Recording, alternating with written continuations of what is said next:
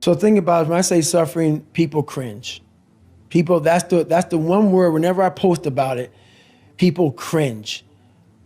It's not about suffering and how people may look at suffering. Like you have to just go to a place that just every day of your life is suffering. You have to tap into suffering every day of your life because we have so much scarring that we have to clean up. You have to look at suffering as almost like I look at failure. To succeed, you must fail.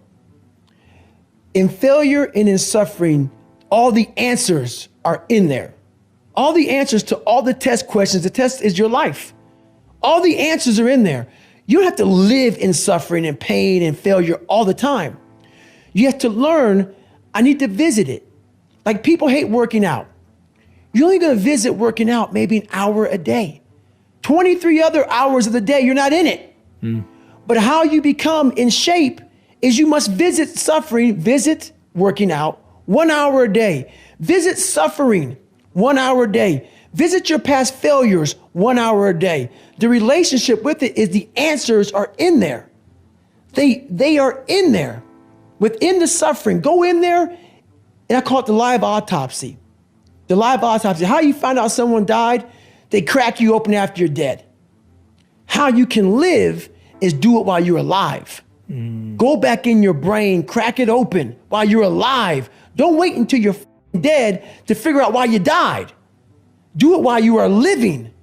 Go in there, go into the suffering, go into the pain of your life and say, why did this suck for me so bad? Why am I afraid of all this stuff? Why have I shut down the whole world? I guarantee I'll tell you why you shut down the whole world.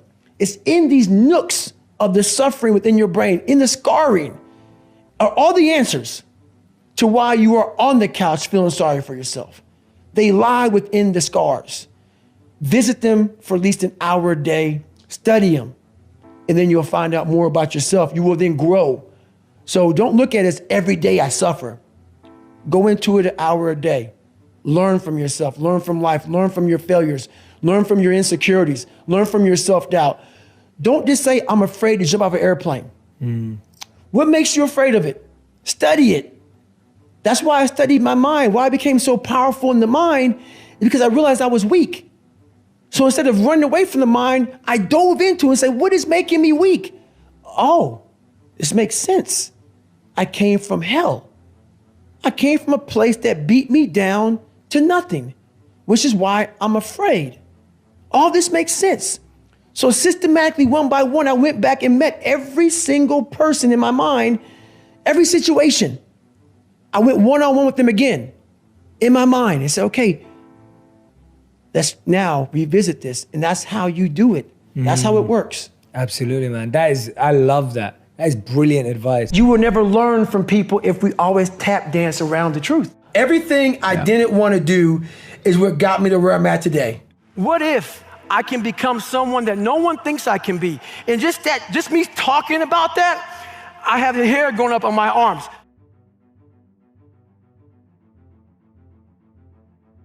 It was my junior year in high school, and I fell back a lot. I fell back in this hole of life. The second you think that you've overcome it and you climbed Everest, you're on that last hold, and life will say, not today, and it'll push you down. And my junior year in high school, I missed a whole bunch of school, was lying to my mom, had like a 1 point something GPA. I was just jacked up. I mean, I was in one of the worst spots in my life. And my mom was going through a lot of shit too, and she didn't have time to sit back and baby me. And it was me against me. My pants were down to my knees. I was not, whatever was going on, I was in a bad shape. So I went to the bathroom and I had this weird haircut because I wanted attention. I was an attention getter. I went to an all white school pretty much. Some of the kids liked me, a lot of them didn't like me, whatever. Didn't matter. I was looking for something. So I would dress differently, crazy haircuts, and I went to the mirror and the reflection in it revealed a lot of bad things. A lot of things that I was hiding behind the saggy pants. And I'm looking at myself in the mirror going like, God, dog, dude, you are something else, man. Like you have created a character. I want to be at the cool guy table, and whatever I could do to get attention, I did. And it wasn't me. It wasn't who I was inside, but I was scared for anybody to know who I was inside. So in that accountability mirror, I call it, I got real with myself. I said, you have a third grade reading level, which is hard to admit when you're a junior in high school that you copied on every single thing you did because of fear they're gonna put me in a special school. We all know what special means. I'm gonna have a title on myself the rest of my life. And being cool, you don't have a title on yourself. So I started cheating. I was dumb. And people say, oh, you know, you have a learning disability. I had a learning disability, but I realized I was lazy. So I called myself out there. I called myself out every which way possible. I didn't call myself out. I was just honest. I was honest. Look at yourself, man. Look at yourself. And it was that day, and a couple other days after that, I just got real with myself. And every day I came home, I called the accountability mirror. What am I gonna do today to change what I see in this mirror? What am I gonna do today? And a lot of it was, I stopped sitting with the cool guys. I actually tucked my shirt in and went to school looking like, hey man, this is how I'm gonna look.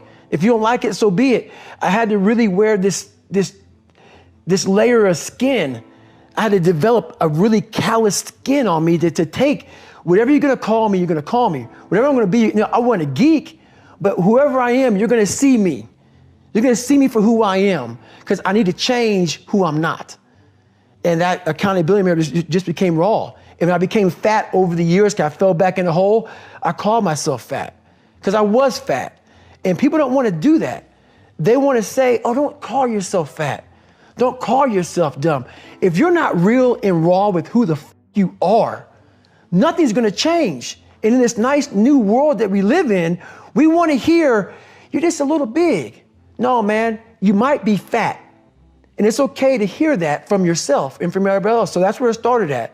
And it's raw. It gets ugly sometimes with me in that mirror, but I'm also proud of myself to be able to tell myself that and then fix what's in that mirror. When you grow up weak and you start to master your mind, because my whole thing is whenever I'm weak at something, or whenever I'm scared of something, I master it. I was a weak-minded person, so I mastered my mind. And in mastering my mind, I mastered the human mind. And I realized why I no longer judge people, why I no longer put people on a pedestal, because we're all f***ed up in our own way. We all have demons. Some people hide them better than other people. So I know we all have them. By me knowing that, I know that most alpha males are very fragile. Very fragile. They never want to see another person harder than them, especially in that kind of realm. The ego attachment to that is very strong. Ego will f*** up every time. Ego is serious. So if I can hurt your ego, I got you. So by me having such a fragile ego growing up, all this was my advantage. I was doing a live autopsy on how f***ed up I was. I was like, hey, this f***ed me up. I better f*** other people up too. So I started using all these different tools and tactics to get in instructors' heads. And the taking souls, that's where it happened, man. We're Wednesday, freezing cold. Everybody's jackhammering. Everybody wants to, everybody's just wanting to get through it now. Jackhammering is when you just can't stop shivering. You can't stop shivering. You're sitting there, this uncontrollably jackhammering. And the instructors take great pride in watching you suffer. They do. In a sick way, it's kind of funny. You were there once as a student. Now you're an instructor. But I knew, how would I be thinking if I was an instructor? I would love seeing this sadistic go on.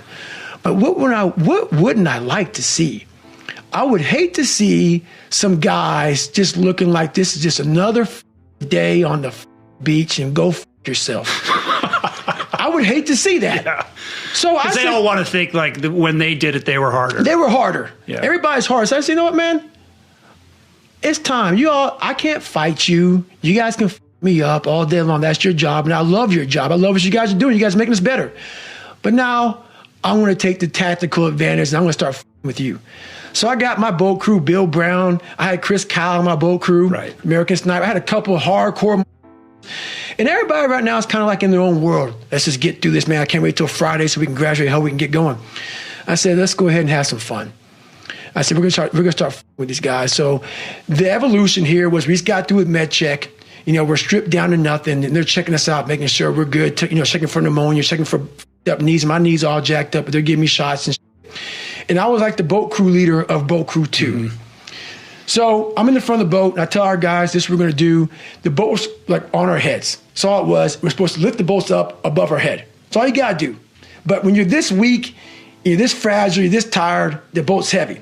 So there's a thing you can do when you do boat presses. You can get the boat and like just toss it up and catch it. And that shows like you're jacked up. So everybody's holding the boat and they're shaking and the boat's starting to come down their head and all the boat crews are all lined up and they're up. And I'm looking at that and I turn around my boat crew and say, hey guys, it's time to take some souls. And they're like, what the are you talking about? I said, we're gonna get, I go, you see all these instructors out here, all in their jackets and drinking coffee and laughing and smiling. I want their faces to go straight up numb. So we're gonna do this. We're gonna start boat pressing this. Just take my lead, trust me, you'll get energy from it. We start throwing this boat up in the air, catching it, throwing it up and catching it, and we start yelling, can't hurt boat crew too. We're yelling our ass off, and we're doing it. And they make a stop, like what the, like stop. I look at these instructors, and their faces literally look like someone like just like took their soul out. Cause I know where their minds were. Like they were thinking about themselves. Like, what the just happened, man? I know me on Wednesday, I couldn't have done that. How are they doing it? So the rest of the time, going through Hell Week, it was like we owned it. We owned it. Right. Boat Crew 2, we won every single race. We were just dominating. And it was a strong boat crew, and that's where Taking Souls is, there's a few Taking Souls stories, but that's one of them.